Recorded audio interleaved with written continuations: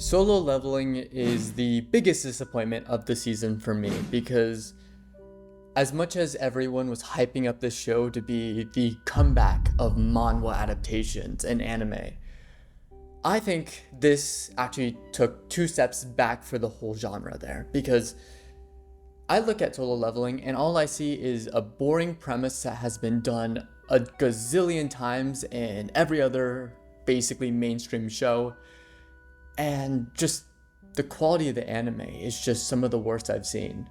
And I know people are constantly talking about what makes this show great, what makes it amazing. Honestly, I don't care. I think this is probably, in all honesty, probably some of the biggest gaslighting I've seen from a community.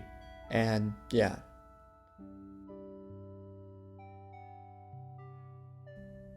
Now, how's that for clickbait? Now we're going to move on to the actual video where we're talking about how great solo leveling is.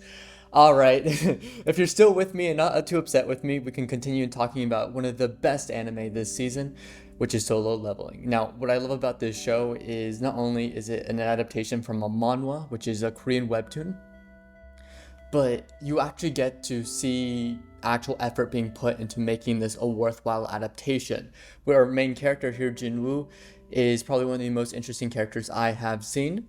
When it comes to great anime, I just love the fact that he starts off very innocent, and as the story progresses, he actually loses pieces of himself, but he gets stronger in that process. So I do love that trade-off going on here. I love the world that they have set up. It's very unique. I won't say it is isekai. It's not a fantasy, and it's not a reverse isekai. It's kind of a mixture of the two because it's like one of those anime where it's like very controlled environment where you have the real world and then you have the dungeons, which can leak into the real world, but they're very much self-contained as a separate entity that they just have to deal with. So it is very interesting the way that this is going to work, and it actually opens up a lot of opportunity to sort of explore different avenues with the story. You talk about the power scaling of this world, and so far I like how he's just not overpowered once he gets, that secret buff that, every overpowered character eventually gets in these types of shows.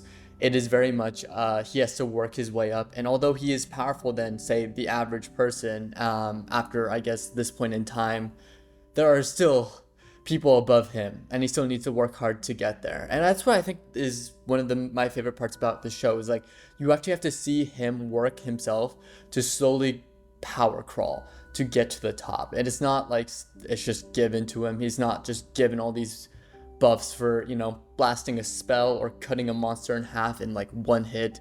It's very much a fight to the death every single time. The stakes are always high, and once he conquers that, after all that pain and suffering, he does eventually get to that point.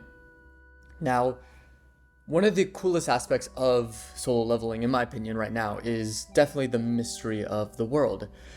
So far, there's a lot going on, and there's a lot of unanswered questions, and the biggest one, I think, on everyone's mind is the quest window.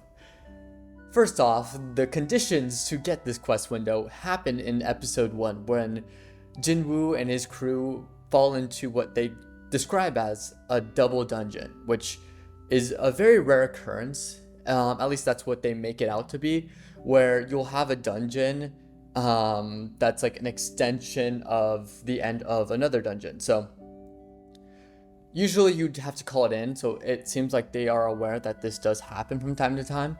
But with this specific instance, they fight, I guess, they go from like a D rank dungeon, I think that's what it was, to fighting an S rank dungeon. So it's like Dark Souls in a sense, where you're, maybe you're playing like a normal fantasy game, and then all of a sudden you switch over to Dark Souls and you realize every enemy can one-shot you pretty much. So definitely that is already an insane sort of circumstance, but based on not him killing, not destroying the final boss of this dungeon, but playing the game and actually succeeding, he gains this mysterious power called the quest window. And with it, he's able to gain abilities, he's able to level up in ways that a lot of people cannot, and it's actually different from what they call Second Awakening, which is also an occurrence that's very rare that could happen, But this isn't one of those instances. And to me, this is what makes solo leveling so interesting so far at this point, is that you don't know what this power is. And I feel like the more you keep watching, you'll get some things answered, or like some things where you'll start to understand what the quest window does and how it can be helpful. But the whole mystery of why this power exists, what are the dungeons in the first place, and what is this world in the first place, remain unanswered. And I can't wait to see if they eventually do get to that point where they answer it. It actually makes for, I guess, a lifespan of manhwa or anime long lasting, if you can hook your audience with having sort of these questions in mind about the world. And I think that's what solo leveling does so well here. So I think solo leveling is one of those rare instances where you have such, I guess, such investment in a world. And although there are a lot of fantasy worlds that I do not want to be a part of, say, the question where it's like, if you could live in any anime world, which one would it be? And you're like, yep, Attack on Titan, nope. Naruto, nope. My Hero Academia, nope. Solo leveling is one I think I could do, at least this point in the story, unless it gets a little bit crazier. I feel like if I was a hunter and I was going into these dungeons, I could do pretty well for myself. So, what did you guys think of solo leveling? I know it's still currently airing, but I just wanted to talk about this show because I think it deserves more love. It deserves more recognition. And yeah, and anyways, that's it for solo leveling. I just wanted to share my thoughts, and yeah, I think it's a great show and you should definitely check it out if you have the time. So, that's pretty much it. Thanks for watching.